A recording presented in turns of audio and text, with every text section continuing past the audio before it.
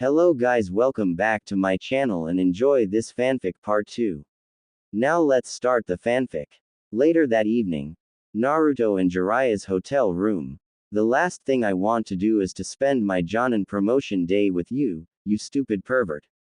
We're supposed to be out celebrating, why are we cooped up in here with you? Tayuya asked irritably. Idiot. You really want to be out there rubbing it into Kumogakure ninja and civilians' faces that you defeated arguably their 3 strongest shinobi? Are you insane? Jiraiya asked incredulously. Maybe I should cap the day off by whooping your. If I take the scalp of Godspeed C and Toad Sage Jiraiya in one day, I'll be a legend even greater than Dipshit's dad. Tayuya said tauntingly. Oh ha ho ha ho. You think you're invincible now just because you defeated Godspeed in battle. That's exactly the kind of attitude that will get you killed in battle. Never underestimate your enemy, no matter who it is, especially if it is me, Jiraiya trailed off with a grave undertone. Did you hear that dipshit? Thishol just threatened me. Are you just going to stand there and do nothing while he threatens your wife? Che. Some husband you are. Tayuya said indignantly. I'm pretty sure that he just gave you an important lesson about the life of a shinobi. No matter how powerful you are, you must never underestimate an enemy. I don't want our victory going to our heads, so I agree with him, especially since we are still surrounded by enemies from all sides. Naruto replied calmly. Quote, damn, did becoming a Jonin cause you to become an old man or something? It's that Jonin best, isn't it? It's doing this to you. Tayuya asked playfully. Honestly, she had to say, Naruto looked incredible, now wearing a full Jonin uniform, complete with a long-sleeved black top, the top, because of Naruto's muscular physique, looking like a form-fitting shirt even though it was not meant to be, Naruto looking like he was made in a lab or something, or was personally designed by Kami-sama himself. He also had the green, standard Jonin vest on top the long-sleeved shirt, and was wearing black pants with white bandages around the ankles and black ninja sandals. He was still carrying the Kubikiribocho, although currently it was on Naruto's bed. He was wearing black fingerless gloves with metal plates at the back and his forehead protector was tied around his left arm, leaving his forehead visible where his blue pyramid-shaped seal was situated.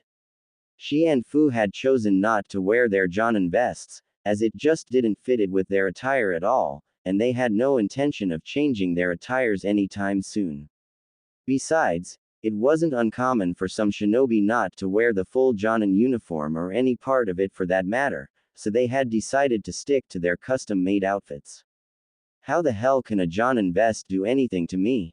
Naruto asked incredulously. I believe she means wearing it is affecting your ego. It has changed the way you think and the way you view yourself, according to her. Fu said, making sure to emphasize that she was only explaining what Tayuya meant to say and that she didn't necessarily agree with her. Okay, just shut up, both of you. We have more important things to discuss, like for instance, our exit strategy. With your promotions being official and Reikage Dono signing off on it and handing you your promotion certificates, there is no longer a reason for us to stay here. In fact, it would be far more convenient for us if we got as far away from Kumogakure as possible. Jiraiya said urgently. It's probably our safest bet, but not necessarily our wisest. The Chunin exams commence tomorrow, and the final round that takes place in just over a month's time will be a head-to-head, one-on-one battle format like the ones we had with Lord Reikage and his subordinates. It would be the perfect opportunity to evaluate our rivals, wouldn't it? Kuretsuchi, by the looks of things, is being groomed to be the Yondaime Tsuchikage, and most likely Suzumaki and Akatsuchi will be her elite guard. I also suspect that Katarashi Kagura will be the leading candidate to become the Rokudaime Mizukage, with Renmara and Chojuro as his elite guard. Furthermore, the students of the Eight Tails Jinchuriki, Killer Bee, are participating in these examinations. Don't you think this is the perfect opportunity for us to toast the future threat level of the other ninja villages? Naruto asked rhetorically. Okay, fine, you make a valid point. I cannot argue against that, but still, it is too dangerous to remain here. I recommend we sneak out of the village, and then return a month later, just in time for the Chunin exam finals. Jiraiya suggested. Quote, comma, dot, dot, quote. Jiraiya-sama, how sure are you that we are in fact still in danger? I mean, sure, by being in enemy territory we are automatically in danger, but Lord Raikage has called off the village patrol. The village is no longer under lockdown. It appears as though he only did that to ensure we participated in the impromptu Jonin examinations. Fu counter-argued. Okay, look, I won't deny it, you kids make some compelling arguments, however, understand that I'm not ordering you to do anything. Tsunade Harem made it clear that I should follow Naruto's lead for the duration of the examinations. Whether it's because of his judgment or his instincts, she seems to have a lot of faith in his discerning abilities. I was merely sharing my opinion. Jiraiya said with his hands raised in the air in surrender. Dipshit, what do you think? Tayuya asked anxiously. First answer me this. What happened the other day when you went to confront Lord Raikage about the Jonin exam? Naruto asked curiously, directing his question at Jiraiya as he had been curious about that for a while now. Well, I lost it and beat up the guards when they wouldn't let me talk to the Raikage. When I got to his office, he asked if I had killed or maimed anyone on my way there, and when I explained I had only left them unconscious, he smirked and, well, he ran out the window along with his bodyguards, left me behind with his secretary, Mabui I think her name was. Jiraiya replied with a baffled tone and expression. What the shithead Sennin? That doesn't make sense whatsoever. That guy is not someone that would run away from anyone. He didn't even run away from my father-in-law, and that guy had a flee on-site order on him. So what the? Tayuya asked incredulously. It was a strategic retreat. Lord Raikage broke or simply ignored many rules in order to make our exam possible. If he had been called out on it by a Konoha high official and still carried on with it despite those protests, it could have been grounds for war, at the very least it could have been an international incident. By running away, he denied the Konoha official, namely Jiraiya-sensei, the opportunity to lodge his complaint or protest. Even if Jiraiya-sensei had lodged the complaint with Thaistant that remained behind, Lord Raikage could have just said that he hadn't made contact with her until after the exam, and therefore did not receive the complaint in time. Naruto explained with an amused smirk on his facial features, unable to believe how dastardly and mischievous the Raikage was. I guess it explains why they call him Unruly Eye. For a Kage, the guy sure is quite a delinquent. Naruto thought with a mental chuckle. Wow, talk about delinquent behavior. Ha ha ha, I think I'm starting to like Lord Raikage. Fu laughed innocently. Well, his delinquent behavior benefited us this time, but who knows what he might pull next time. All the more reason for us to get the hell out of here. Jiraiya replied. I think we should stay. Granted, it will be dangerous, so we'll have to stay on guard at all times, but I want to discuss some things with Lord Raikage and the resident Jinchuriki. I have somewhat of a proposal for them. Naruto said with a thinking pose. What kind of proposal? Tayuya asked curiously. It's still a work in progress. I'll let you know when I have all the finer details down. Naruto said cryptically. By the way, we have company, it's the Kurigakure team.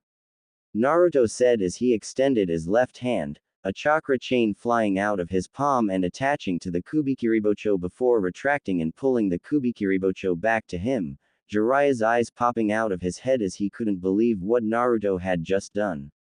That's Kushina's jutsu. When did he? Howdy?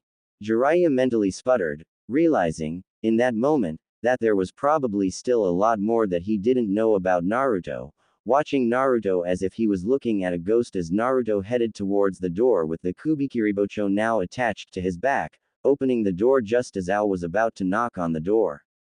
Yo! Naruto greeted casually, as if he was greeting a friend of his who had just come over for a friendly visit. Namikaze-san, please accept our apology for coming at this late an hour to see you, but we were worried that you might leave the village before we could talk to you, seeing as you no longer have a reason to stay after your Jonin promotion. Ao said humbly. I suppose you had no choice but to come in person, huh? The barrier I set up around this room prevents your Byakugan from allowing you to see into our room, doesn't it? Naruto asked rhetorically. Precisely. Even Renmara's Fuingen was unable to pierce through your barrier. I've never seen anything like it. Ao said, impressed, but also wary as he imagined what someone who had the ability to negate his visual prowess could do. So he has X-ray vision too, huh? Interesting. Anyway, come in, make yourselves at home. Naruto said as he moved out of the way, the Kurigakure contingent cautiously entering the establishment as they all watched Naruto like a hawk.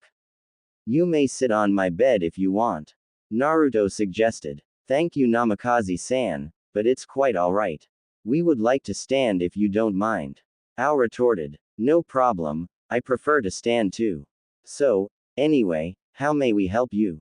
Naruto asked curiously. We are here about the Kubikiribocho. Ao said, straight to the point. Seriously? This shit again? Tayuya asked irritably. This shit is important to us. It is not something we can just turn a blind eye to. Ao replied patiently. You've lost your chance to claim it back during the Chunin exams, seeing as Naruto will no longer be participating, and now you're here too.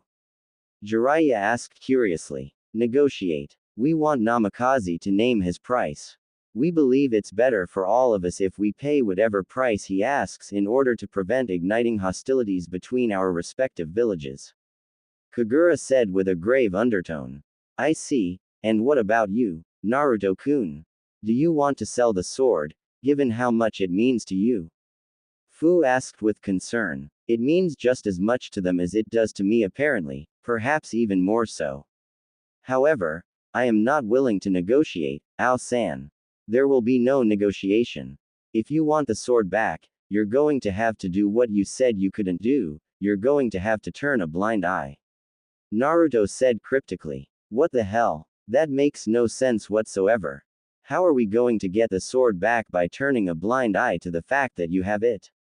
Kagura asked incredulously. It's a metaphor, Kagura. He is referring to my Byakugan. The Byakugan is a Konoha heirloom, just like the Kubikiribocho. Ao explained with a grave undertone. It's only fair, Ao-san, unless you're a complete hypocrite, that is. You're not a hypocrite, are you? Naruto asked with a no-nonsense tone. We will have to contact Mizukage-sama and let her know of these developments. I do not believe I have the authority to make this arrangement with you. Ao replied diplomatically. Do as you please. We'll be around until the final round of the exams. Naruto said as a matter of fact. That is good news. It should provide us sufficient time to receive feedback from Mizukage-sama. Thank you. Ao said with gratitude, even though he was still a bit wary about losing his Byakugan, Naruto nodding his head in the affirmative as he ushered the Kiri contingent out of his hotel room. Sheesh. Those guys just don't give up, do they? Fu said tiredly. Apparently. It's understandable, I guess. The 7 ninja swordsmen and their 7 swords are an important part of not just their history and traditions but also an important part of their military strength. Naturally, their first priority after taking back the village would be to retrieve all the swords and rebuild that legendary organization. Naruto replied. So, do you actually intend to give it back? I kind of like seeing that large clunky thing on your back, it kind of reminds me of the large thing on your front. Tayuya said with a lustful smirk. You perverted. You're worse than Ero Sennin. Fu said tauntingly. Shut up. It's not perverted, you stupid whore. Dipshit is my husband, so it's romantic, Tem. Tayuya exclaimed angrily. Pervy Yuya, arg. Fu cried as Tayuya jumped her, strangling her sister wife as she cussed and insulted her to death, while making sure she did in fact die by actually strangling her. Seriously, is this going to be the rest of your life? How are you going to spend the rest of your life with these idiots and not go completely insane? Jiraiya asked incredulously. I'll figure it out somehow. Naruto said with a casual shrug of the shoulders. Well, you better figure it out before your other wife dies from strangulation. Jiraiya said as he pointed at the 2 kunoichi, Naruto shaking his head as he released chains from his torso that quickly immobilized Tayuya. That's enough, you two. Tayuya-chan, I have a backup sword, it's just as good as this one.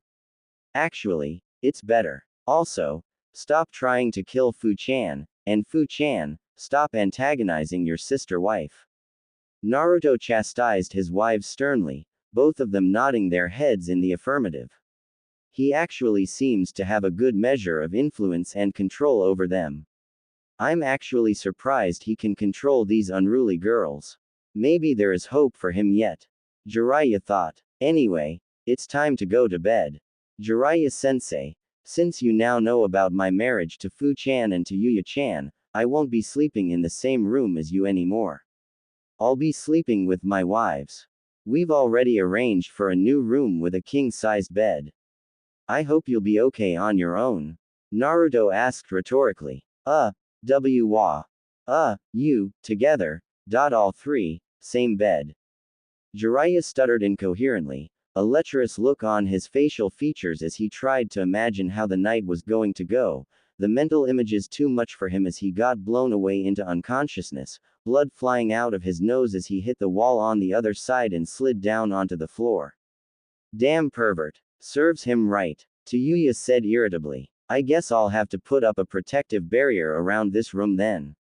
Can't have just anyone walking in here while he's this vulnerable. Naruto thought out loud, wondering how Jiraiya had even survived this long without dying of blood loss given his perverted nature. Following day, near the Raikage Tower. Namikaze Tem, what are you doing here? Kuretsuchi asked with a sour attitude, not happy to see Naruto at all it appeared. I could ask you the same thing, aren't you supposed to be preparing for the Jonin exams? Sorry, I meant Chunin exams. Naruto said with a mischievous smirk, causing a tick mark to appear on Kuretsuchi's forehead. Why you arrogant little? We came here to talk to Lord Raikage about an important matter that concerns both his and our village. What are you doing here? Suzumaki asked quickly, cutting off Kuretsuchi before she could escalate the whole situation. Interesting. I'm here to talking to Lord Raikage about an important matter too, except it concerns not just our two villages, but all of our villages. Naruto replied. All of our villages? What could be so important? Kitsuchi asked warily. Does the name Akatsuki ring any bells to you? Naruto asked curiously, focusing all of his fox senses, his chakra sensing ability, and his emotion sensing ability in order to determine if Kitsuchi and his team didn't tell any lies, or at the very least to gauge their physical and emotional responses to some of the things he was saying. Akatsuki. Who the hell is that? What kind of idiot calls himself that? Kuretsuchi asked incredulously. It's not a person, it's a mercenary organization. I don't know much about them beyond that, only that they are willing to take some of the most difficult missions for a lower market value than other ninja villages charge. Tsuchikage-sama has mentioned them in passing, how they were stealing some of the high-end business from the top ninja villages. But that's all I know about them. Kitsuchi replied, Naruto able to confirm that Kitsuchi was 100% honest with him, deciding there and then to pay him back in full for his honesty. I see. Well, they're a lot more than a mercenary organization, they may be a danger to us all. By us all, I mean every single ninja village in the elemental nations. Naruto deadpanned, much to the shock of his Tsuchigaku rivals. What? That's impossible, Tem. How is a mere mercenary organization supposed to be a threat to all the 5 great shinobi nations, idiot? Kuretsuchi said condescendingly. Around 3 years ago, Orochimaru of the Densetsu no Sanin, leader of Odogaku no Sato, and former member of Akatsuki, formed an alliance with Tsunagaku no Sato, and together, they attacked Konoha during the Chunin exam finals, leading to the death of the Sandaime Hokage at Orochimaru's hands. Naruto explained, much to the shock and horror of the Tsuchi contingent, except for Kitsuchi who apparently already knew a little bit about that. I heard about that. News of the invasion reached Tsuchikage-sama's ears, but by the time he sent people to investigate, Konoha was already back on its feet again. In fact, it was like nothing happened at all. Kitsuchi replied. Our Jonin worked extra hard to make sure the rest of the world did not realize that Konoha had been weakened. I didn't see my Jonin sensei, Hitaki Kakashi, for months after the invasion. He was constantly taking on S-ranked missions to help maintain appearances and to keep a steady flow of income into the village. Anyway, that is besides the point. More importantly, a new Hokage was nominated, my master, Jiraiya-sama. Naruto said. But he's not the Hokage though, Tsunade of the Densetsu no Sanin is. And why do you have two Jonin senseis? Kuretsuchi asked confusedly. Kakashi sensei. Well, that's a long story. More importantly, Jiraiya sensei refused the position, but promised to find and return to the village an adequate replacement. So, he was given a month to find Tsunade-sama, convince her to not only return to the village, but to take up the mantle of Hokage. Naturally, he asked me, his apprentice, to accompany him on his journey, and that's when we were attacked by Akatsuki. More specifically, that's when I was attacked by Akatsuki. Naruto explained with a grave undertone. That's hardly surprising, you're not a very likable guy at all and you're the Yellow Flash's son. Do you have any idea how many people your father has killed? Honestly, at this point, you shouldn't even be surprised at all when people try to kill you. Kuretsuchi said smugly, taking pleasure in the suffering of the blonde Uzumaki. They didn't attack me because I'm the son of the Yellow Flash, they attacked me because I'm a Jinchuriki. Akatsuki is a mercenary organization, true, but that's just a means to an end. Their true goal is to collect all 9 of the Biju. They attacked me because they wanted to capture me, and presumably, to extract the Biju inside of me, and the 2 members who attacked me were Kin Slayer Uchiha Itachi, and the tailless Biju, Hoshigaki Kisame. Naruto replied to the shock and surprise of the Tsuchi shinobi. You defeated Hoshigaki Kisame and Uchiha Itachi at just the age of 15. Kitsuchi asked incredulously. 15. Kitsuchi-san, that was 3 years ago. How old do you think I am exactly? Naruto asked incredulously. Aren't you like 18? Kitsuchi asked hesitantly. What? How old is your daughter then? Naruto asked curiously. She's 15, turning 16. Kitsuchi retorted. Then what makes you think I'm 18? We're literally the same age group, me and your daughter. I'm turning 16 this year too. Naruto replied. Wait, what? No way. Stop lying. How come you're so big and so tall? You don't look like a 15-year-old at all. I mean, just look at your muscles. Kuretsuchi said disbelievingly. Are you kidding me? Like, how old is this guy? Because he quite clearly looks taller than me. Naruto said, pointing an accusing finger at Akatsuchi. He's the same age as us, but that's different. It's a clan thing with him. His clan people have always been gigantic in size. What the hell is your excuse? Kuretsuchi asked incredulously. Honestly, I don't think I'm that tall. I'm 1.85 meters, only 3 centimeters taller than my father used to be. Naruto deadpanned. And I'm way shorter than your dad, he looks about 2.20 meters tall. He's a freak. Naruto said incredulously. I'm 2.17 meters, and yes, I would have been around the same height as you at your age, maybe even taller. Akatsuki said in retrospect. See. Naruto said incredulously, internally theorizing that maybe they thought he was older because of the fact that he was already taller than his father used to be as opposed to his height in general, seeing as 2 of them were absolute freaks of nature in that department. Okay, whatever, tall, short, who cares? The point still stands, you were way too young and inexperienced to have defeated those guys back then. How did you even survive? Suzumaki asked, confused. Honestly, it kind of felt more like a probe as opposed to actual attempt to kidnap me. I do not think Akatsuki were ready to move on to the final stage of their plan at the time, and the fact that they have been on a 3-year hiatus supports my theory to a significant extent. I think, since I hold the strongest of the Biju, they wanted to test me out and see how much of a threat I was and how much of one I might be in the future. They didn't seem to put much of an effort into it. Naruto replied. I see. So Orochimaru is a former member, and the only other two known members are legendary figures themselves of equal or even greater stature, and to top it off, these people are interested in attaining the power of the Biju. That really does sound like a big problem. How many of them do you think there are? Do you know? Akatsuchi asked warily. We believe there are around 9 or 10 of them. Naruto replied. That's not good at all. But there is still something I do not understand. If they were trying to gauge your potential, then why did they let you live? Given what I saw of you against Lord Raikage, you're definitely someone that should have been flagged as a serious threat whose talent cannot be allowed to bloom. Kitsuchi asked suspiciously. He, you would not have said that if you met me 3 years ago. Everyone who knows me from back then thinks that I'm a talentless good for nothing with no future as a shinobi. I was a total idiot, literally. I even graduated dead last at the academy. In fact, I failed 3 attempts at graduation, actually, 4 attempts, because I didn't pass the last one either.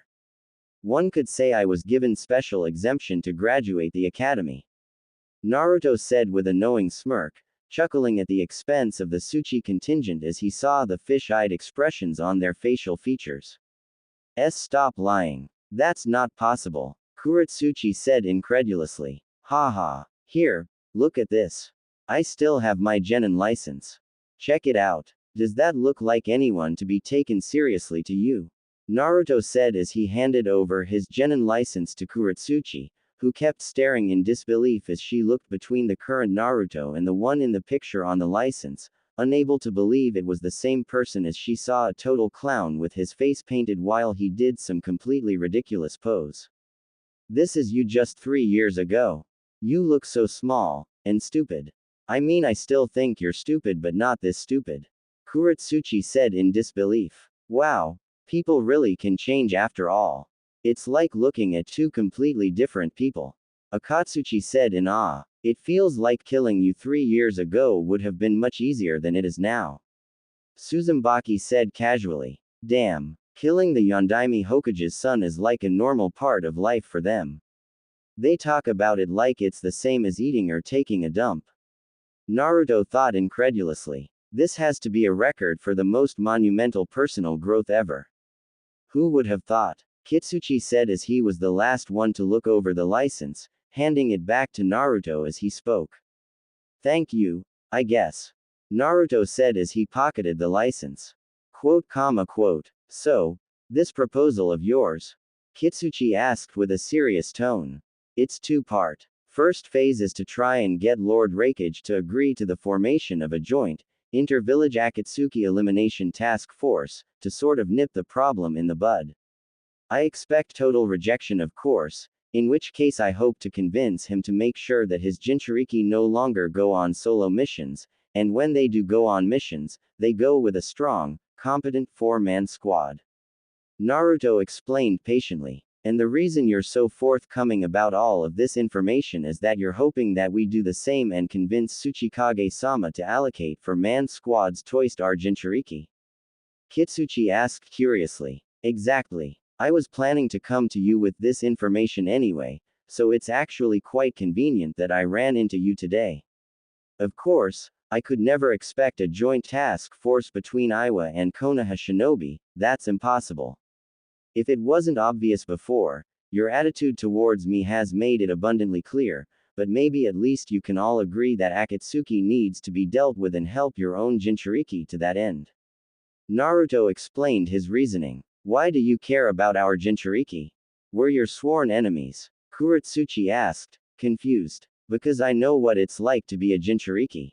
To be treated with fear, hate, scorn, and resentment by everyone, to live a life of complete isolation, devoid of normal human contact. I don't want to be arrogant and act like it's the most horrible existence in the world because there is a lot of pain and suffering out there, but it's definitely one of the worst. And now we're being hunted for sport. The very thought that there are others out there like me and I cannot do anything to help them. Naruto trailed off, clenching his fists tightly as he took a deep breath in order to calm himself down, thankful for his mastery over Sage Mode as it had helped him to have far better control over his emotions. Quote, comma, dot, dot, quote. Anyway, as they say, better the devil you know. My gut feeling is that the world is way better place with the Biju in the hands of the 5 great nations than in the hands of an organization of S-ranked criminals. Naruto said pragmatically. You're different than I thought. I thought you were nothing but a murderous devil like your father, but you're nothing like him, at least you don't appear to be as bad as him. Kuretsuchi said, Naruto internally wondering what the hell her father and grandfather told her about his dad, because the man he met in his Jinchuriki seal was the furthest thing from a devil that Naruto could think of. Yes, well, thank you. Anyway, I've said my piece. I hope you put this information to good use, and I hope Lord Tsuchikage doesn't reject the information and advice purely on the basis that it comes from the son of the Yellow Flash. Naruto said as he walked past the Tsuchikage contingent. Oh, and good luck for the examinations. I'm looking forward to seeing you in action during the final round.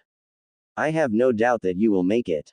Naruto said confidently, stopping briefly in order to say his piece before carrying on walking towards the Raikage Tower. We still have an hour and a half before the exams. We'll be waiting for you right here. We want to hear the verdict of your meeting. Kuretsuchi shouted, Naruto waving his right hand in the affirmative as he carried on walking without turning around to look at Kuretsuchi. Seems like you're starting to warm up to him.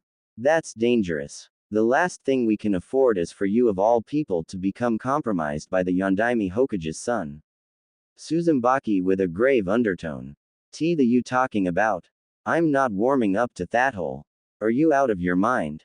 If anything, I'm freezing up to him. Kuretsuchi said angrily. Listen, I'm not accusing you, and I'm certainly not blaming you. I've been right by your side the whole time, so I know, he's a very difficult man to hate. However, we must never forget what he is capable of. His father was just as deceptive as he is. He acted kind, open, carefree, and innocent outside of battle, and then turned around and mercilessly slaughtered thousands of people without batting an eyelash. Suzumaki said gravely. You make it sound like you knew the guy personally. Akatsuchi said, confused. I've heard the stories from those who survived just like anyone else. My father told me stories. Suzumaki said darkly. Whatever. Look, I know killing him is important, but I'd like to think that preventing our Jinchuriki from being taken is just as important, if not more so. So let's just wait and see what the whole has to say when he comes back from his meeting with Lord Raikage. Kuretsuchi retorted. Very well, let us wait. Suzumaki replied plainly. 15 minutes later. Hey you don't look so good. I would have expected the meeting to be a bit longer. Kuretsuchi said hesitantly, looking at the blonde Uzumaki with concern as he looked like someone just kicked his puppy. It didn't go so well. Lord Raikage had no interest in anything I had to say. He thinks I'm overreacting and he thinks there is no way his Jinchuriki would lose and get captured. He's letting his pride get in the way of what must be done. I understand rejecting the joint ninja village task force idea but not to even provide backup for the Jinchuriki. Just because it was my suggestion. Naruto said with a pained look in his eyes, deeply concerned about the well-being of the Kumogakure Jinchuriki. What are you going to do now? Kuretsuchi asked curiously. I don't know. I guess I've got about a month to come up with something, so we'll see. Naruto said tiredly, apparently emotionally drained from his meeting with the Raikage. Well, that's not good.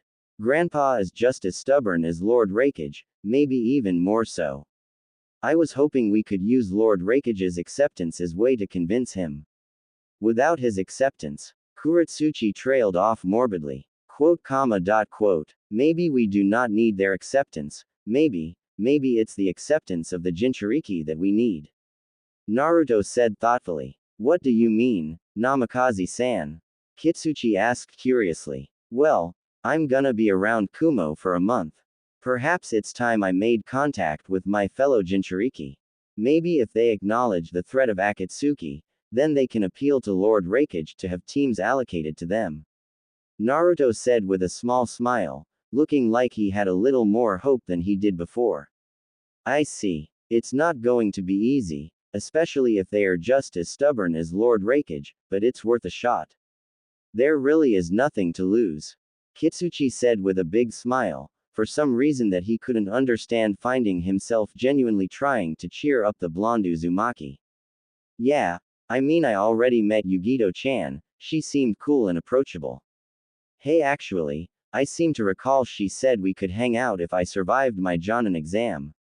Naruto said excitedly, unable to believe that he had actually forgotten about that. Hang out. Hang out and do what? Where did you even meet her? Kuretsuchi asked hastily. She came to my hotel room the other day. Naruto replied. What? You sleazy hole. You're married. How dare you treat your wives like that? Kuretsuchi asked indignantly. What? No, it's nothing like that. She came to get an updated picture of me for the promotion pictures. You remember what my Genin license picture looks like, right?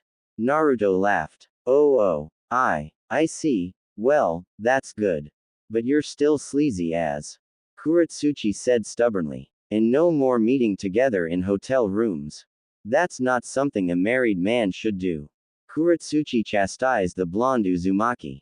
Yes, mom. Naruto said mischievously. What did you say? I'm gonna. Kuretsuchi trailed off as Naruto disappeared via Shunshin technique, giving Kuretsuchi a big smile and thumbs up just before he disappeared. Arg. Bastard. Kuretsuchi exclaimed angrily. You sure are concerned about Namikaze-san's marital status for someone who hates his guts. Suzumaki said with a raised eyebrow. I'm not looking out for him, I'm looking out for his wives. Kuretsuchi retorted. The wives whose guts you hate. Suzumaki countered. I'm getting really sick of your judgment and accusations, Suzumaki. Kuretsuchi trailed off with a threatening undertone. I'm just trying to look out for you. I'm young Kuretsuchi, not naive. I know emotions don't always follow a logical conclusion. The heart wants what it wants. I'm concerned that Namikaze-san is worming his way into your heart. I don't want that for you. He's our sworn enemy and he is married to 2 women already. It can only end in tragedy, especially since we're still waiting for feedback from Tsuchikage-sama about that thing. Enough, Suzumaki. This is not the time or place to talk about that. For now, focus on the task ahead of you. The Chunin exams begin in just over an hour. Focus on that and forget about everything else. Kitsuchi said with authority. Hi, Kitsuchi-sensei. The Kamizuru heiress said submissively. Good, let's go. 45 minutes later. If it isn't sweet Yugito-chan. Imagine, me walking around the whole village looking for the food of the gods, only for the gods to lead me to you. Surely it must be fate. Naruto said as he entered the Stormbreaker ramen stand, feigning surprise at seeing Yugito there even though he had already sensed her chakra long before he got there. Namikaze-san, the last person I want to be seen with in public. Yugito greeted calmly, not even turning around to look at Naruto as she carried on eating her ramen. Now Yugito-chan, don't be like that. You promised you and I could spend some quality time together if I survived my Jonin exam. You're a woman of your word, aren't you? Naruto asked with an all too innocent tone as he sat right next to her, causing a tick mark to appear on Yugito's forehead. Bastard. Quality time together. Why you gotta make me sound like some groupie skank? Yugito thought irritably. As I recall, I said we could be friends, nothing more, nothing less. Yugito said with a cool and composed tone, even though all she really wanted to do was to strangle the bastard Namikaze right now. Ooey, order something or get thee out of my establishment, idiot. The longer you stay here the more goodwill I lose with my customers. A beautiful, ebony-skinned woman said as she came closer to Naruto and Yugito, wearing a cooking chef's outfit and spotting purple hair and orange eyes, with a nice and voluptuous figure Naruto couldn't help but notice. Sorry ma'am, that is hardly my intention. Tell you what. Naruto trailed off as he extended his right hand, a ninja scroll with the kanji for 10 million appearing on his hand in a puff of smoke. I'll give you 10 million Ryu up front if you let me, my friends, and my comrades eat here whenever we want for the next 30 days. That's a more than fair deal, isn't it? Surely it makes up for your lost goodwill. Naruto asked, causing the chef's eyes to widen to epic proportions as she couldn't believe what she was seeing and hearing with her eyes and ears respectively, Yugito dropping her chopsticks as she looked at Naruto like he had grown a whole new head on his shoulders. What? Tem. Is this some sort of ninja trick? The young woman asked angrily. Not at all. You see, I happen to have a soft spot for ramen stand owners. A ramen stand owner and her daughter took pity on a young boy with a demon in his belly. The boy was an orphan, and was hated and mistreated by everyone because of the demon inside of him. Restaurants and retailers either charged him 10 times the normal price for products or outright refused to serve him. The boy would have died of starvation and gone mad with loneliness and lack of companionship were it not for a humble ramen stand owner and his daughter. Naruto said, pausing slightly in order to allow the chef to digest the information. So, as you can imagine, this boy, now a young man, has not only developed a soft spot for ramen stand owners, but is also acutely aware of the sacrifice of goodwill one has to make in order to serve him. The reasons are different, but the result is the same. Naruto said nostalgically. Tem, how the do you expect me to accept this money after making me look like a villain? I'm nothing compared to your ramen stand owner and his daughter. I'm basically a piece of shit compared to them. The chef said, ashamed of her behavior. A real piece of shit would not reject the money, and would not think themselves a piece of shit. Besides, like my home village restaurant owners, you didn't beat me up, call me a demon, tell me I deserve to die, charge me over the top prices, or simply refuse to serve me. You were still willing to serve me since I was already here, and you were upfront and honest about your reasons for not wishing to serve me in the future. So, don't sell yourself too short, Chef-san.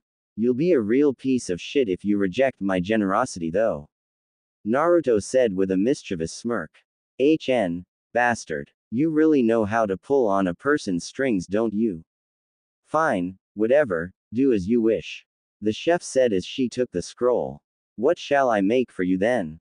She asked politely. 3 bowls of miso ramen, 3 bowls of pork ramen, 3 bowls of beef ramen, and 3 bowls of ramen deluxe. Naruto ordered excitedly, causing the chef to face plant at the ludicrous order. He's just like Yugito-sama and B-sama. The beautiful chef thought incredulously. Why yeah, let me quickly get to work on that. The chef said as she ran to the kitchen, realizing that Haristants were definitely going to need her help on this one. Interesting story. Was that meant for me or for Nigai-san? Yugito asked suspiciously. Both I guess. Naruto deadpanned. I see. Is it true? Was your life really like that? I find it hard to believe the son of the Yondaime Hokage who saved Konoha from the 9-tailed demon fox would be treated with such hate and disdain. Yugito counter-argued. I didn't know I was his son until a couple of years ago, which is also when I found out I was the Jinchuriki of the 9-tailed demon fox. I was lied to and deceived all my life by Sandaime-sama. I found out from a traitor who tried to assassinate me before he defected from the village that I was the 9-tailed demon fox, and I found out on my own that I am the son of the Yondaime Hokage. Can you imagine if I had come here without knowing, the surprise of hearing from you guys and the Iwagakure guys that I am the Yellow Flash's son when no one in my own village ever disclosed that very important information to me? Naruto asked incredulously. That would have been embarrassing, and infuriating. Still, I find it hard to believe you took so long to figure it out. I mean, one look at you is all it takes. The apple didn't fall far from the tree at all. Yugito retorted. Well, I was an idiot, admittedly. Naruto deadpanned, a comfortable silence settling in between the two Jinchuriki. Do you hate them? All the people that kept this secret from you? All the people that allowed you to suffer from lack of identity, making believe you were a clan-less orphan all your life, allowing you to live like a dog on the streets, hated and mistreated by everyone when they could have done so much more to make your life a better experience? Yugito asked curiously, and also manipulatively, as she wanted to bring out those negative emotions from Naruto in order to see if he couldn't be manipulated into defecting from Konoha and joining Kumogakure no Sato. I did. When I found out about the Kyuubi, I was too underdeveloped both emotionally and mentally in order to grasp the true depths of what was done to me, but when I found out about my father, I was angry and hateful. I even contemplated destroying Konoha and wiping it out of the map. However, it's not that simple as it. This is the same village my father and mother loved dearly, and sacrificed their own lives, and even sacrificed me in order to protect. If I destroyed it, I would be destroying their legacy and spitting on their sacrifices. Naruto said, taking a small breather in order to organize his thoughts and emotions before carrying on from where he left off. Soon after that, I met Fu-chan, and then I met Tayuya-chan. I found people that genuinely loved me and cared about me unconditionally, and people that I too love and care about unconditionally. Love is the antithesis of hate, so I guess you could say that they cured me of any residual hate or resentment I might have been holding onto. I want them to be safe and I want them to live as peaceful an existence as possible. I can build that life for them in Konoha, and as Rokudaime Hokage, I can make sure that Konoha becomes the kind of place that they can be proud to call home.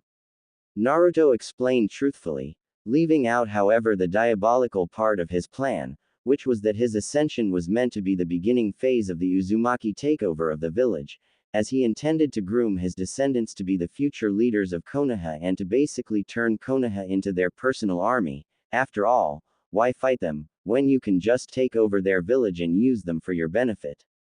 I see. You are a noble man, Namikaze-san. If your father was anything like you, then I can see why he has such a stellar reputation in the ninja world. Yugito said, paying Naruto what had to be the highest compliment one could possibly have in the ninja world. Thank you, Yugito-chan. That means a lot to me. Although try not to say anything like that in front of Kuretsuchi, she is convinced that my father was an actual devil. Naruto said as the chef, Nigai, quickly put 3 bowls of miso ramen in front of Naruto, whispering that the other bowls would follow soon, whispering because she could tell that the two Jinchuriki were in deep conversation. Hee. I don't want to laugh because I understand where she is coming from, but still. Yugito laughed softly, Naruto unable to believe that he had just made the stoic ice queen of all people laugh. Hee. You should laugh a little more often, Yugito-chan, you have a wonderful laugh, almost angelic even. Well, at least what I imagine an angel would sound like if it laughed, a female angel of course. Naruto made sure to emphasize at the end, causing Yugito to laugh a little louder at how ridiculous a person had to be to feel the need to clarify something so obvious. Thank you, Naruto-kun, I appreciate that. No one has ever complimented me like that before. Yugito said with a warm smile. She called me Naruto, and this is the first time she has called me by name, isn't it? She also said kun. She must be warming up to me. Naruto thought with a shit-eating grin. Yeah, I mean, I'm just telling the truth how I see it, that's all. Naruto said with a casual shrug, not wanting to show how happy he was, another comfortable silence settling in as Naruto finished his 3rd bowl in record time. So, why did you track me down? I know you said you were looking for a ramen stand, but I also know that you passed 1-2 blocks away before you came to this one. Is there something you wanted to say to me, besides the fact that apparently I have the laugh of an angel? Yugito asked curiously. He. Nothing flies past you, does it? So you've been keeping track of my chakra signature, huh? Didn't know you liked me that much, Yugito-chan. Naruto retorted. Nice try, but I'm not letting you skip out on answering my question. Come now, speak up, Naruto-kun. Yugito egged on, at this point comfortable enough in her knowledge of what kind of person Naruto was that she knew that, even if had some sort of angle he was playing, it probably wasn't anything sinister. Well, I went to see Lord Raikage about. Naruto began as he told Yugito everything he knew about Akatsuki, about his encounters with their members, and about his proposal to Lord Raikage, and of course, the fact that Lord Raikage rejected his proposal and in fact was completely dismissive about every warning Naruto gave him regarding Akatsuki, Yugito spotting a deep, thoughtful expression at the end of Naruto's explanation. I see. It certainly sounds like these guys are dangerous. However, B-sama is a perfect Jinchuriki and I'm also very close to complete mastery. Do you really think Akatsuki pose that much of a threat to us, especially if they only travel in two-men cells? Yugito asked skeptically. I do. These guys aren't normal shinobi, they are monsters. Kisame Dono is called a tailless Biju for a reason, and Itachi is a descendant of Uchiha Madara, the same Madara who tamed the nine-tailed fox and used it against Shodaime-sama Senju Hashirama. Do not underestimate the ocular powers of the Uchiha. Naruto said gravely. I see. So what exactly do you want me to do? Yugito asked curiously. B-Dono already has a team from what I understand. So I need you to convince him to take Akatsuki seriously and prepare himself and his team to do battle against them. I also need you to convince him to never fight Akatsuki alone and do it with his team. Secondly, I need you to petition Raikage Dono to form a highly skilled and competent team for you, and to ensure that he never sends your B-Dono on a solo mission again. It will be better if you have already got B-Dono on board when you make this petition. 2 against 1 is better than 1 against 1. Naruto suggested. I'm trying to figure out what you could possibly gain from this, but I can't see it. Why would you want to help us for seemingly no benefit whatsoever to you? Yugito asked curiously. There are too many reasons to list, but the most important one is that I care, of course. I don't want you to die, Yugito-chan, certainly not alone in the world in some far-off land. Living a life of solitude is one thing, but also dying alone, being hunted like a dog just because of what you are. I cannot accept that, Naruto said sincerely. I see. You certainly are one of a kind, Naruto-kun. I promise you, I will leave no stone unturned. I will do everything in my power to convince Raikage-sama.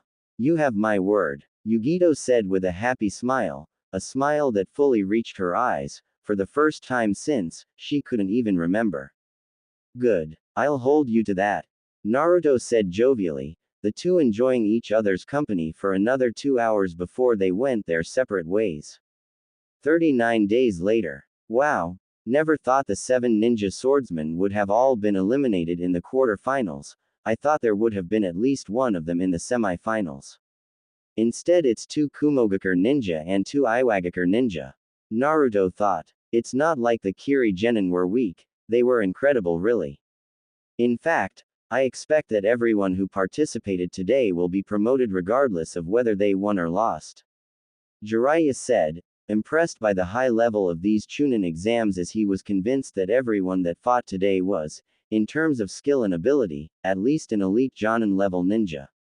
Just as importantly, 3 of the 4 finalists are kunoichi and only one of them is a shinobi. This is unprecedented. I don't think something like this has ever happened before. I think this, along with the fact that 2 of the 4 Kage are women, is the beginning of the turnover that will give kunoichi equal respect and status in the shinobi world as men have. Naruto observed. Che. It should have been the case all along. Bunch of insecure dipshits. Tayuya said angrily. Naruto rolling his eyes as he wondered if he was one of these insecure dipshits, seeing as she always called him dipshit. She really needs to start taking her vocabulary seriously, Naruto thought, seeing as was the future wife of the Rokudaime Hokage. The first match of the semi-final is about to begin. It's Yatsuki Karui versus Kamizuru Suzumaki. Fu said as she pointed at the big screen, showing images of Karui and Suzumaki and highlights of their previous battles. Who do you think is going to win, dipshit? Tayuya asked curiously. Karui is a sensor type, that means that all of Suzumbaki's ambush bug jutsu aren't going to work. Karui will always be aware of the position of the bugs at all times. Genjutsu probably doesn't work on Karui when she activates her lightning style, lightning fashion technique. Thus, The battle is going to come down to physical abilities, in other words, a taijutsu and/or kenjutsu battle. Naruto said analytically. That still doesn't answer my question, Hole. Tayuya said irritably. I don't know. Suzumbaki's nano bug technique is incredible. Creating nano bugs in the first place is insane, and having billions of them in your body boosting your chakra release and activity provides an incredible boost of speed and power. But Karui's jutsu is incredible too. I reckon that Karui is slightly faster and Suzumbaki is slightly stronger. Durability is debatable. We all know about the strong bodies of the Yatsuki clan, but the nano bugs not only enhance Suzumbaki's durability but they also rapidly heal her injuries. Perhaps endurance and stamina is where the battle will truly be decided. Naruto concluded his hypothesis. Sounds like a classic evenly matched battle then. Well anyway, we're about to find out, aren't we? The battle is beginning, Jiraiya said as everyone refocused their attention on the arena. To hell with you, Tem. Do you Suchi bastards actually believe that we would ever allow a foreign ninja to win the Chunin exams in our own home turf? Go eat a rock hard somewhere, Tem. Karui said as she activated her lightning release. Lightning fashion technique, a technique that caused her to literally groan boots and gloves made of pure lightning on her legs and on her feet, the boots reaching all the way above her knees and the gloves reaching all the way above her elbows. That's quite an impression level of chakra shape manipulation. The boots and gloves look like solid objects that she put on her limbs instead of chakra, Naruto thought, impressed. Hey, we'll see about that, you foul-mouthed. Suzumbaki exclaimed as her chakra spiked heavily, using her nano bugs to exercise precise and perfect chakra control whilst also getting a significant chakra boost from her bugs. Hajime. Dodai exclaimed from the other side of the barrier, the battle kicking off immediately, as if the two kunoichi were reacting to the stop gun that is used in the sport of athletics, both of them moving at ridiculous speed as they clashed repeatedly in a deadly and yet majestic dance.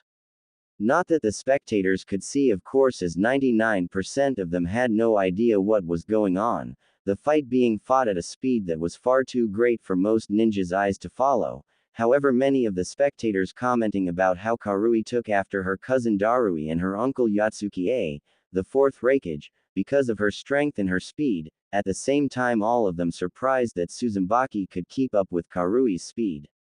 Still, being fast enough and strong enough to match Karui was not good enough, nor did having great sensory skills thanks to her nano bugs, as even that was negated by Karui's own sensory abilities.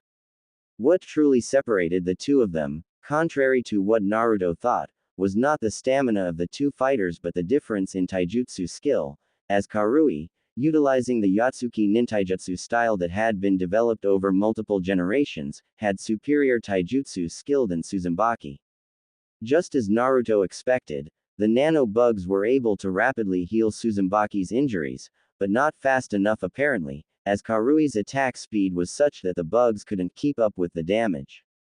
As a result, there was a slight drop-off in speed on the part of Suzumbaki, which allowed Karui to catch her in a submission hold, putting her in an ankle lock and forcing her to submit or get her ankle shattered into smithereens, Suzumbaki having no choice but to submit as she knew that even if she resisted and took the pain, her ankle would not recover in time, and in the time it took for the nano bugs to heal it, Karui would have put her in another submission hold and broken another body part.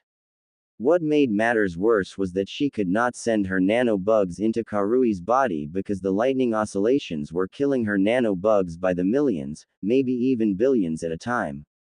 Ultimately, she had no choice but to forfeit the match and leave everything in Kuretsuchi's hands unfortunately.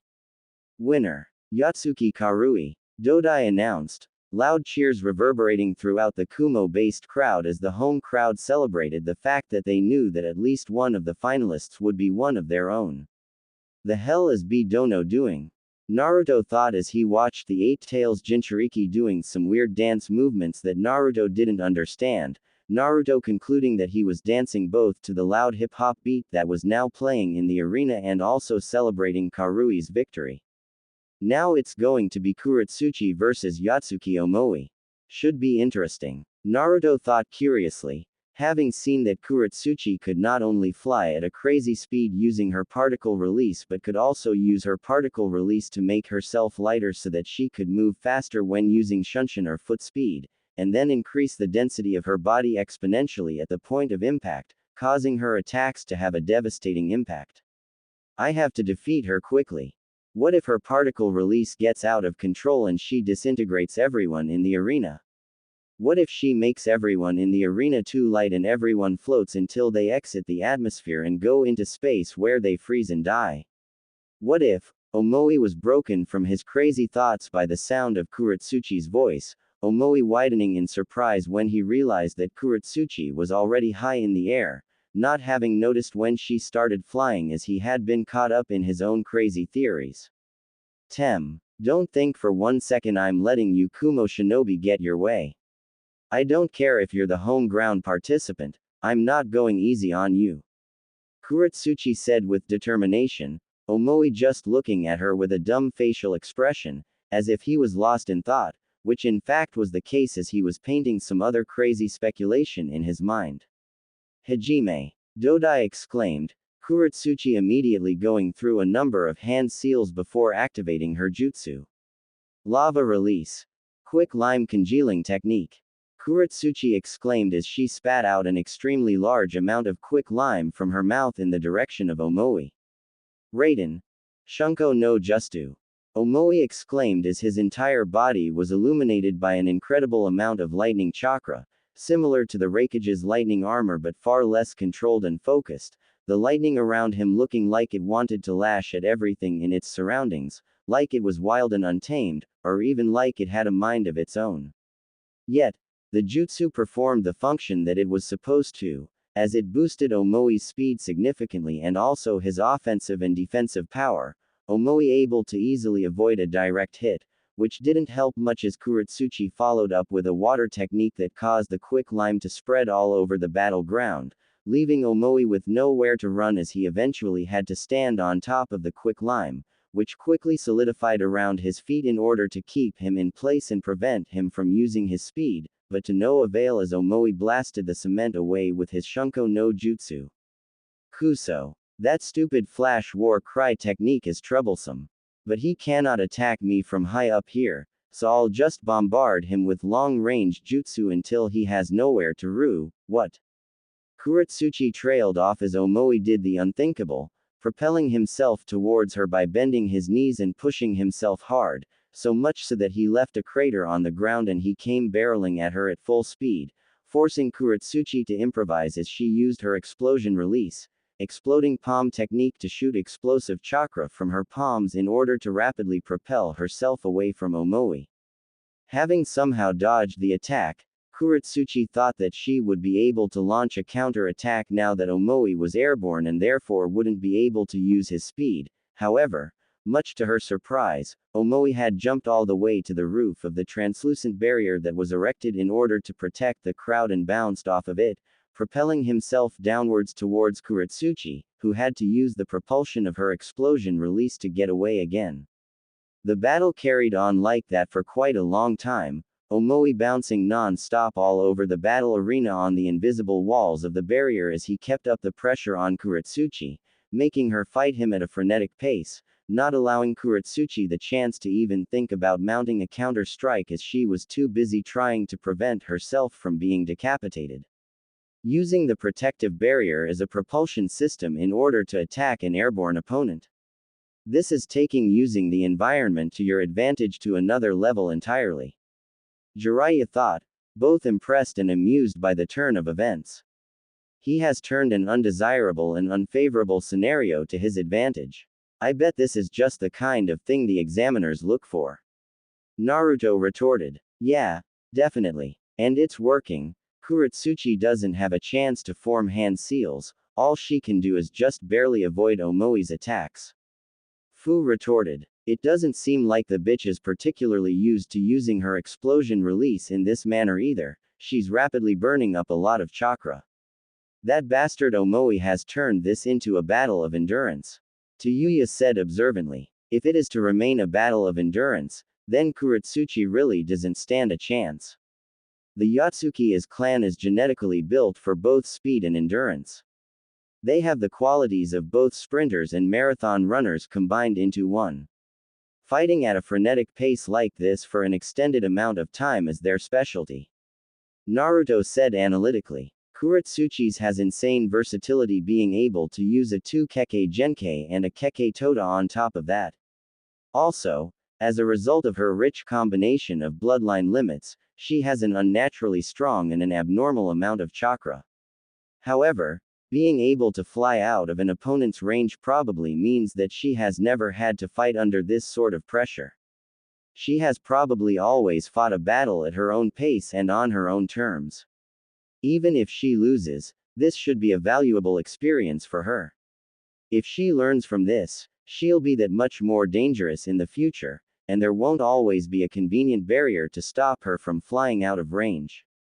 Naruto thought analytically, although at the same time thinking that everyone who knows about this battle will probably want to incorporate barriers into their fighting strategy against her in the future. Ultimately, Kuretsuchi was unable to regain an advantage in the battle, and eventually was run down by Omoi and defeated, getting pulverized before being put in an arm-bar submission, forcing her to tap out just like her compatriot, the crowd going crazy as this victory meant that, before even the final battle was fought, Kumogakure won the Chunin exams.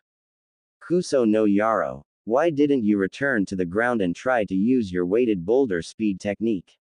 Tayuya said in frustration, Naruto realizing that the only reason Tayuya wanted Kuretsuchi to win was because she wanted an all-female final, because otherwise there was no way Tayuya would support Kuretsuchi given how much those two hated each other. I think she was trying to gradually make her way back to the ground, but Omoi was actively preventing her from doing that. His attack pattern was precise and methodical. He wasn't just attacking randomly. Naruto retorted. So he didn't want her to challenge him directly in a speed battle on the ground. Isn't that like a Yotsuki clan fighter's favorite sport? Fu asked, confused. It is, but, even though Omoi is a Yotsuki to the core, he isn't exactly the typical Yotsuki. He seems much calmer and much more measured in his approach. He's the type that won't change a winning strategy, the if it ain't broke don't fix it kind of guy. Naruto replied. Besides, as a fellow particle release user, I know the limitations of Kuretsuchi's speed technique. You have to constantly switch between two variations of the jutsu. Use the weighted boulder technique to make yourself light so that you can move fast, but then switch at the moment of impact to make yourself dense and heavy in order to increase force of impact. In other words, there is a small lag between the initial attack and the moment of impact, and it can put a strain on the mind and on your reactions when you have to constantly change jutsu. Going up against a guy who moves just as fast or faster, and who doesn't have the lag effect of switching between jutsu puts you at a disadvantage.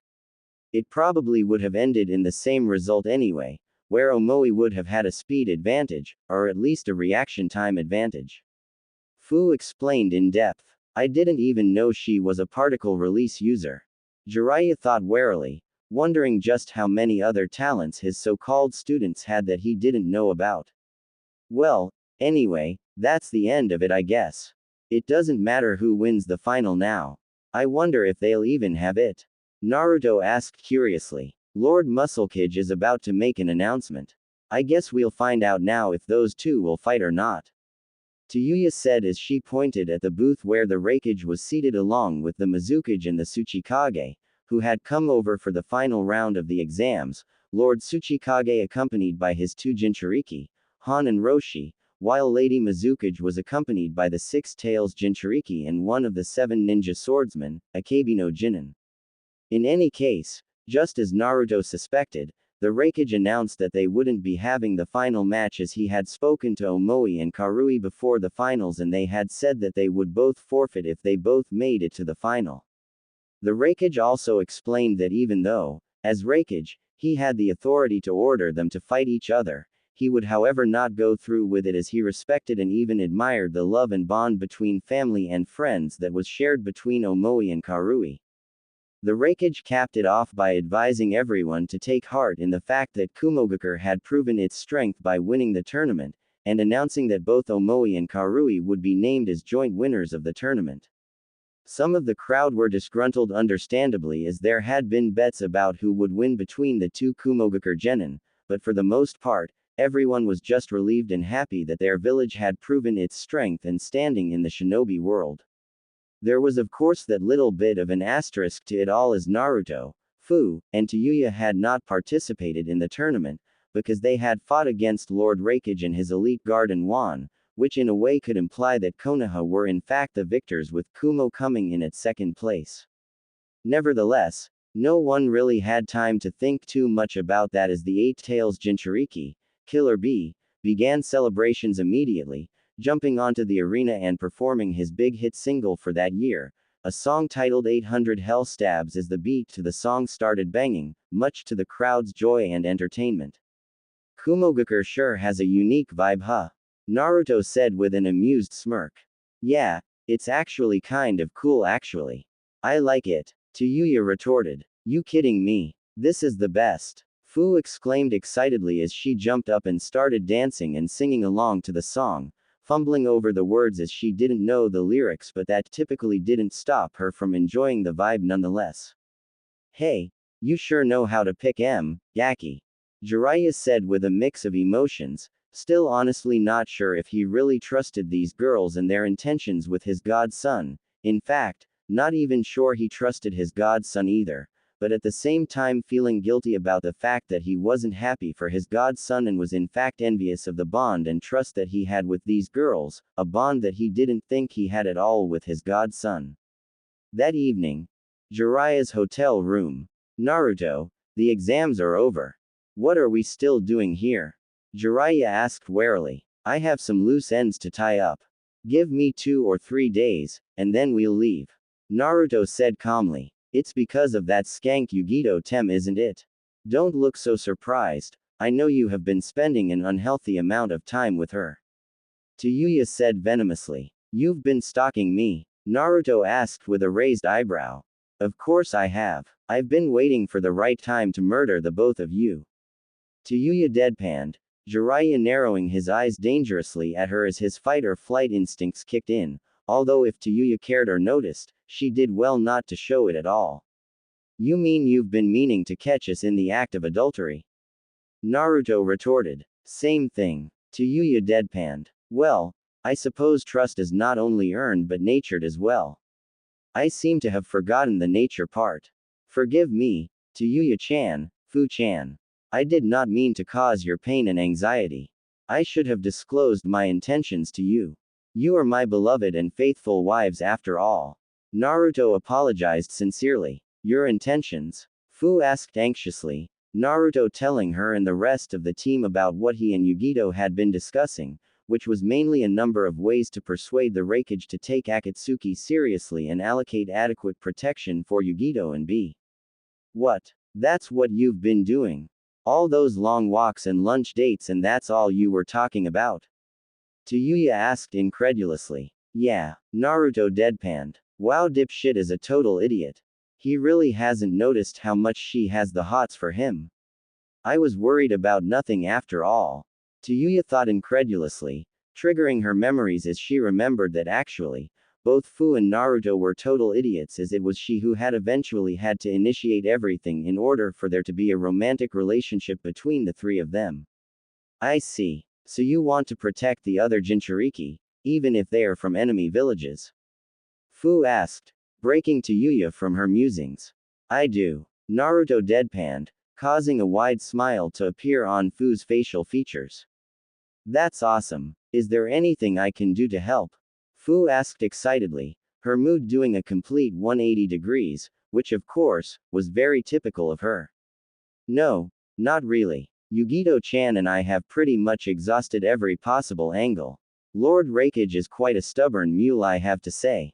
And if we couldn't convince him, I doubt there is any way Kuretsuchi can convince Lord Tsuchikage.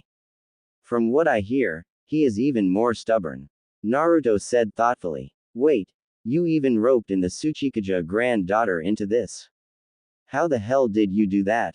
That little girl hates your guts.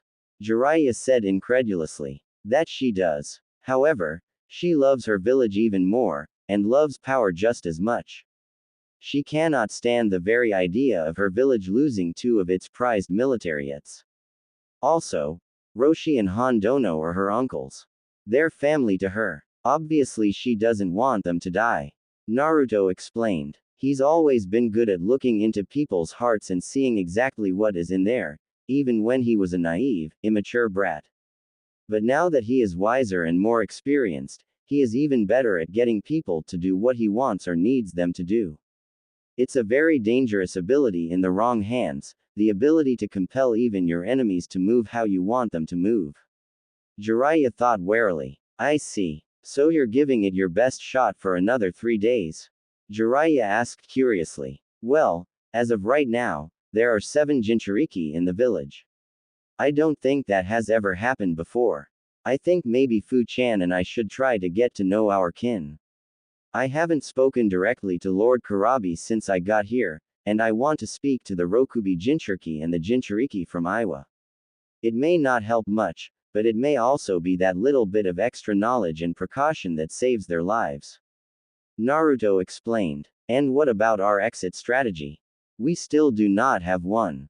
I don't believe for 1 second that the Tsuchikage bringing both his Jinchuriki here is a coincidence. He's up to something. Jiraiya said suspiciously. It's not a coincidence. They're planning to ambush us. He has the rest of his ninja force stationed 400 miles away, and the direction that one would take if they were headed to Konoha from here. He's probably going for a pincer move. I suspect that he, the 2 Jinchuriki, and Kuretsuchi's team will follow us when we leave and they'll close us in from behind and in front of us.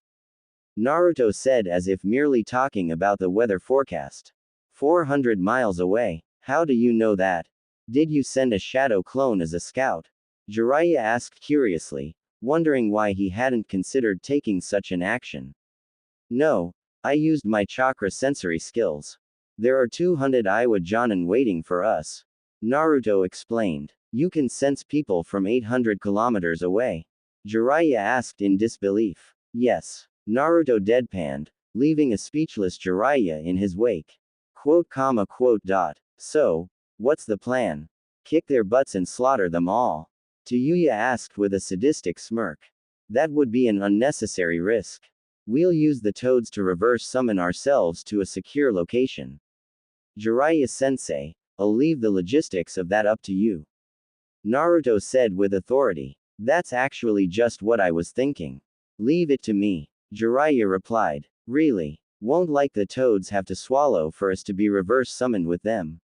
EU. Why can't we just fly out of here? Fu whined petulantly. We're not the only ones who can fly, idiot. Kuretsuchi and her grandfather can fly too, and apparently they can make others fly as well. It's totally pointless, they'll just turn it into an aerial battle. Tayuya retorted. So it's settled then, toad reverse summoning it is. Naruto said with finality. They're talking about flying as if it's something that just anyone can do. Sure. Naruto briefly displayed the ability to fly in his fight against Unruly Eye, but I didn't think it was something he could do over long distance or for any extended amount of time. Can all 3 of them really fly? And if so, how?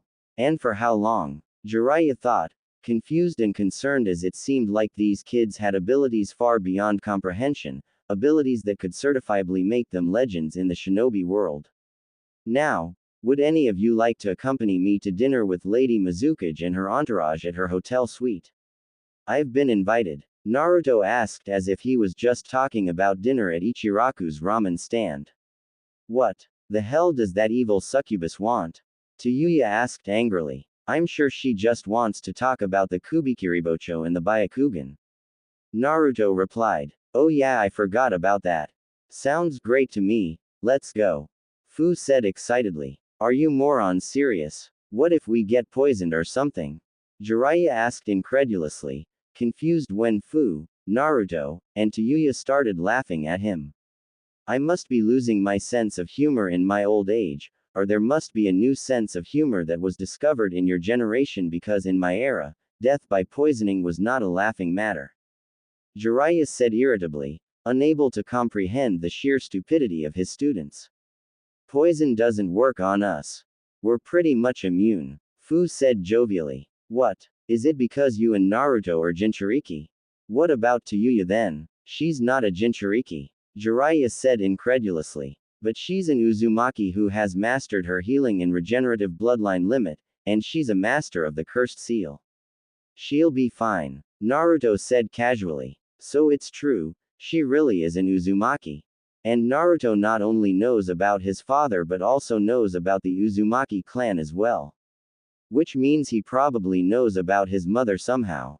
Jiraiya thought, wanting to ask how Naruto knew all of this but also knowing all too well that it would open another can of worms, which was, of course, that why had he, Tsunade, and Sarutobi-sensei kept this information from him? Quote. So we're going then? Naruto asked rhetorically. I don't have immunity to poisons, so I guess I'll be your scout or something. Jiraiya replied, feeling a little left out in all honesty. Arg, don't worry. Naruto-kun will cure and heal you if you get poisoned. He's extremely good at that stuff. No one dies around him, unless he wants them to Fu. Fu laughed diabolically, causing Jiraiya to sweat drop at her unstable behavior, as if he was ever going to stake his life on the words of someone like her. Thanks, but I think I'll pass. Jiraiya said dismissively. No, you'll have to be with us. Your name and reputation will be an essential weapon in these negotiations. It can't be just all kids there to negotiate with Lady Mizukage. At least one adult is necessary. Make a reinforced shadow clone if you're so worried about poisoning. Naruto said uncompromisingly. A reinforced shadow clone, huh? Sounds like a plan. It won't be easy for them to tell that it's a shadow clone if I put at least 75% of my chakra in it. But that will leave me vulnerable if I am attacked while my clone is in negotiations with you. Jiraiya said with concern. I'll summon 2 battle toads to keep you company. Naruto deadpanned, wondering why Jiraiya was stressing about things that were no-brainers. Fine. I suppose that will have to do. 45 minutes later. Mizukage's hotel suite. I must say Mizukage-sama, this is quite an exquisite setup you've got going here. Naruto said as he stared in awe at the setup, impressed at how the Mizukage had turned her hotel suite into some kind of royal dining hall, all sorts of cuisines on display on the long and elegant-looking dining table. Thank you Namikaze-kun, but you, and only you, may call me Mei-chan if you so please.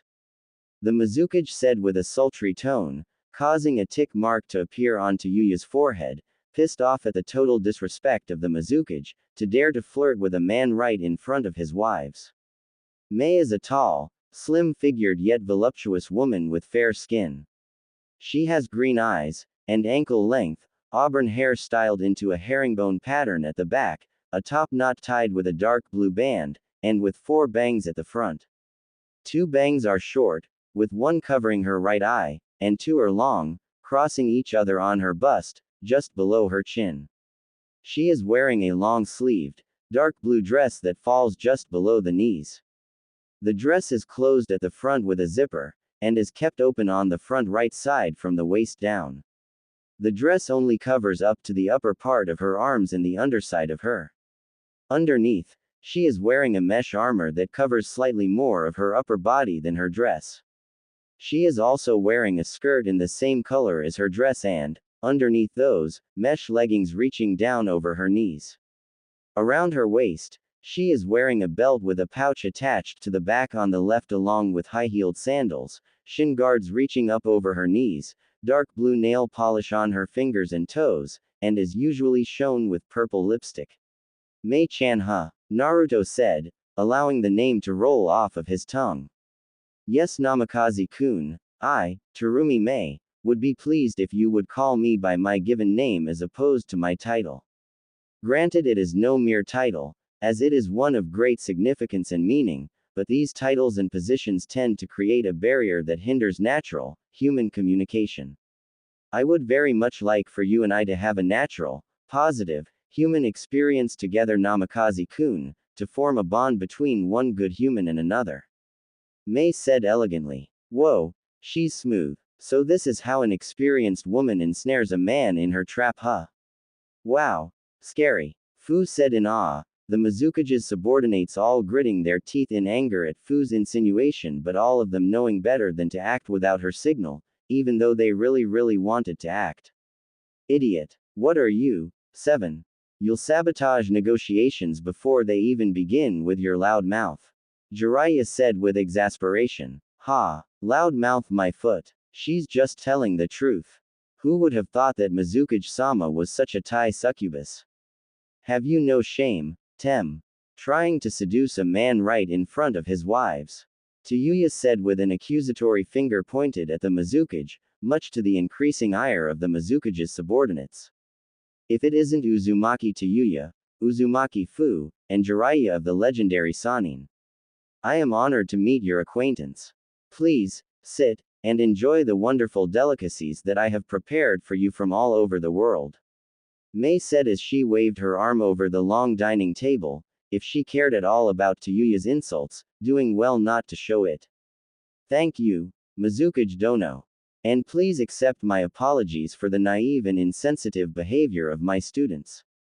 They are still too young, and stupid, to appreciate the nuances of diplomacy.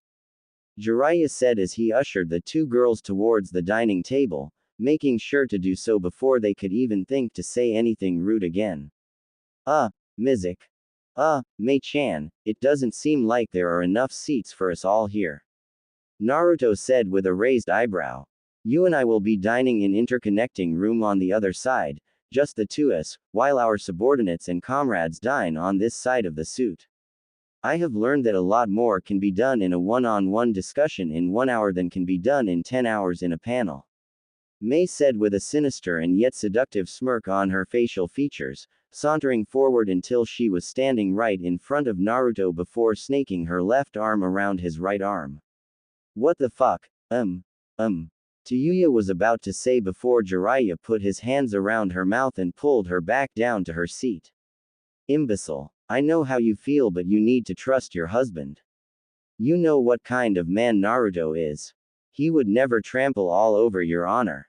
Jiraiya said hastily, relieved when Tayuya seemed to have gotten the message as she started to settle down, up until Jiraiya was confident that she wouldn't chop off the Mizukage's head if he let her go. Tayuya-chan, Fu-chan, sensei is right. You are my beloved wives, the queens of my heart, my soul mates. Believe in me, Naruto said with a serious tone, both Tayuya and Fu swallowing lumps down their throats, intimidated by Naruto's tone and demeanor, especially as it wasn't a tone he usually took up with them unless they were seriously screwing up. Yeah, whatever. There better be enough food to last until you come back, you piece of shit good for nothing husband. Tayuya mumbled under her breath, Fu only able to master a nod in the affirmative as she didn't trust her voice right now. Thank you. Please, lead the way, Mizukage Dono.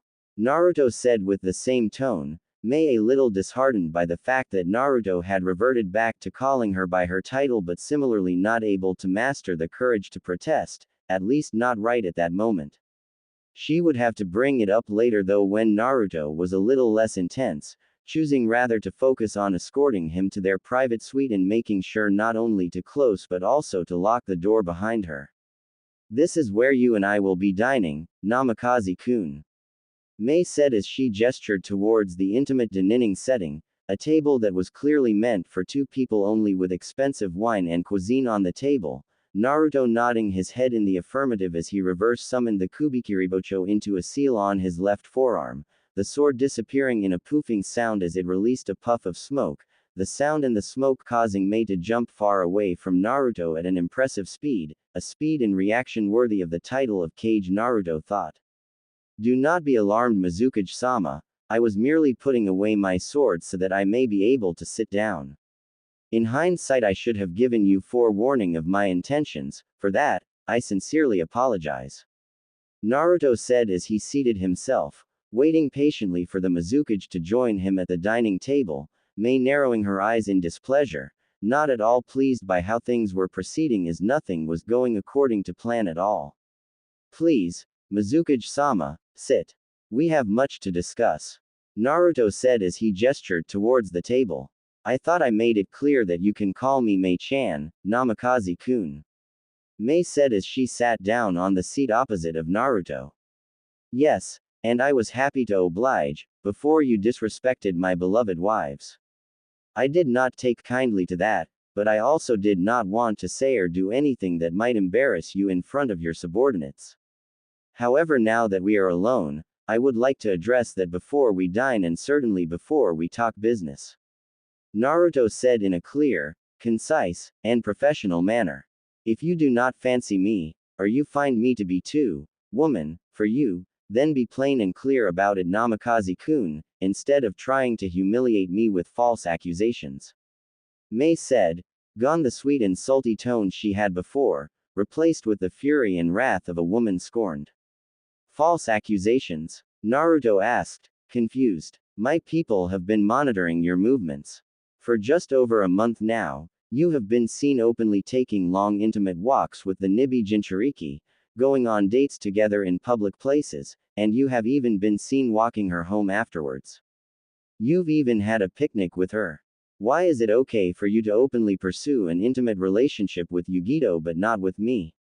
Mei asked with a calm fury in her tone, giving Naruto a look that would turn a lesser man into minced meat. I see. Well, I must say that this is shocking information for me. I was unaware that that is what people thought I was doing with Yugito-chan. I won't deny a physical, UAL attraction. After all, she is one of the most beautiful and UAL appealing women in the world as far as I am concerned, nor will I deny an emotional bond, because after all, we are kindred spirits. However, you're Mizukage-sama, there is nothing romantic going on, at least not intentionally. Yugito-chan and I have been discussing serious, life and death business which I intend to discuss with you two immediately after we have concluded the Byakugan and Kubikiribocho negotiations. Naruto said apologetically, Mei sizing him up carefully and meticulously before finally relenting, deciding to give the blonde-haired Konoha genin the benefit of the doubt. So you really haven't done anything UAL or intimate with ni Yugito-san? Mei asked disbelievingly. We haven't even held hands, much less kissed or made love to each other. I understand that, as the last of my clan, I have the right to marry up to 5 women according to Konoha clan law, and my beloved wives are aware of that. However, if I were to try and add another party to our marriage, I would have to first discuss it with them and the woman would have to be approved by them. In any case, I'm not really focused on that right now. There's some serious threats to my well-being that I would like to eliminate first before I can think about family expansion. Naruto replied. That's not good enough for me, Namikaze-kun. I was hoping to seal an alliance between our two villages through marriage, between you and I. I have heard of your great exploits and what kind of man you are. I have done some serious background research too and found out that, at just the age of 12, you defeated the Ikibi, Shukaku, and saved Konoha. I also know about your dream to become Hokage and your lineage. I know that sealing the marriage through me, the Mizukage, and you, the future Hokage, would be at an unbreakable alliance treaty. Mei retorted. That's not a problem, Mei-chan. However, as I said before, any union between me and another woman would have to be approved by my wives. You have disrespected my wives and as things stand, they wouldn't even need to think about it, they would reject your request immediately. Naruto said plainly, Mei's heart fluttering at the fact that Naruto called her Mei-chan again, meaning that he had either forgiven her or was at least considering it, but also feeling stupid at her earlier blunder as she had now decreased her chances of securing the alliance and getting the perfect husband for herself, a man worthy of her, at last. So then, are you saying that there is no hope for an alliance between our villages? At least, an alliance where I am involved in the union? Mei asked with concern. Not immediately at least. You will have to earn the forgiveness of my wives. It takes a single moment to break trust, but it takes much longer to earn it. If you're willing and serious about the treaty, that is what you will have to do. Naruto retorted. I see. I really have made a fool of myself, haven't I? Mei said with a heavy sigh. Everyone makes mistakes. It's part of growing up. And since we're always learning until the day we die, then it means it's never too late to learn from our mistakes and do better. Nevertheless, this is actually a good thing, believe it or not. Konoha and Suna already have an alliance. If Konoha also makes an alliance with Kiri, it would make the other villages nervous. They might even think we're conspiring to take them out and it could spark another war. Naruto said, Mei listening with rapt attention as she couldn't believe how wise and intelligent Naruto was, although also worried about where this conversation was going as it didn't sound like an alliance was viable at all based on what Naruto was saying. It would probably be better if I have already taken care of the other threats before we embark on a venture that might spark a world war. So while you try to earn the trust and respect of my wives, I'll be focusing on the threat, and then, if all goes well, we'll form and seal the alliance with marriage. Naruto said, internally thinking that he might have to pursue a marriage with Yugito as well if he was to prevent a war, as Iwa would not even think to go to war against the might of 4 ninja villages. Peace through love and understanding is what Jiraiya-sensei said, isn't it? Hee, I doubt he meant this though. Naruto thought amusedly. Okay, fine. In that case, we'll accept your deal. You'll get back your Byakugan if you give us back the Kubikiribocho, so long as I have your word that we will form and seal a marriage alliance when you take on the mantle of Hokage, and provided I am able to earn the forgiveness and trust of your wives.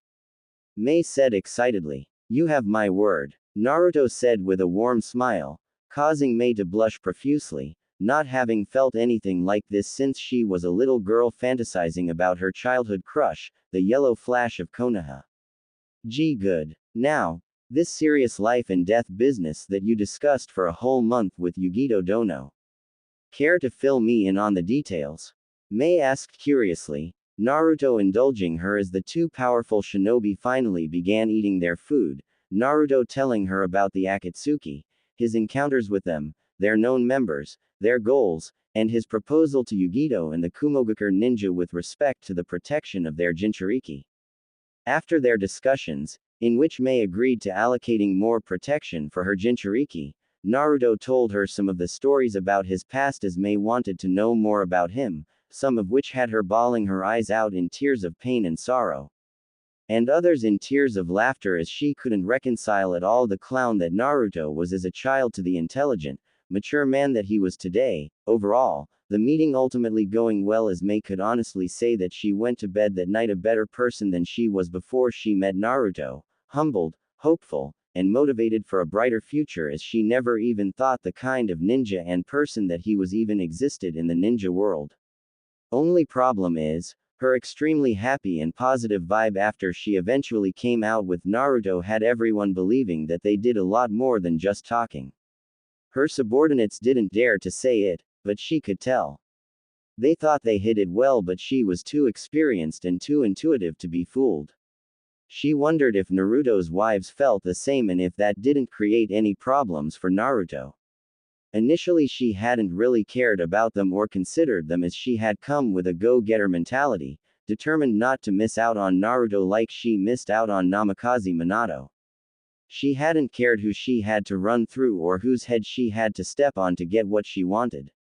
However, after spending time with Naruto, hearing about his past and his perspective when it comes to empathy and understanding the pain of others, she now was genuinely concerned about the pain and suffering that she caused the girls, which is why she planned to invite them over the following day, just the two of them, in order to hopefully hash things out.